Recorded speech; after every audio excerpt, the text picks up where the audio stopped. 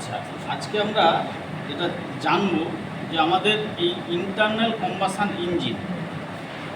Combustion ইঞ্জিনের মধ্যে কি কি পার্টস রয়েছে এগুলো আমরা জানব।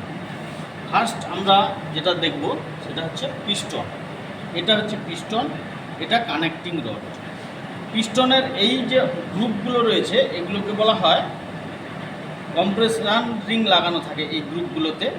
আর এগুলোতে এই যে বড় ফুটো হোল করা আছে এটা হচ্ছে অয়েল কন্ট্রোল রিং লাগানো, ঠিক আছে। এটা পিস্টন হেড, এটা রিং গ্রুপ, এটা হচ্ছে গজেন পিন বস।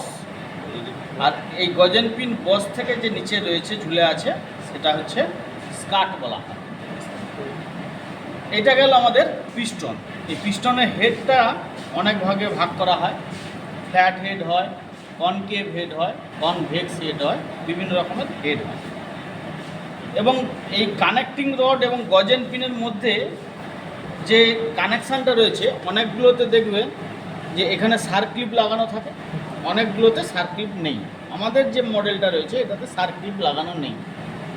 তবে এটা দু ধরনের হয়, একটা হচ্ছে সেমি ফ্লোটিং, একটা হচ্ছে ফুল ফ্লোটিং। অফ করে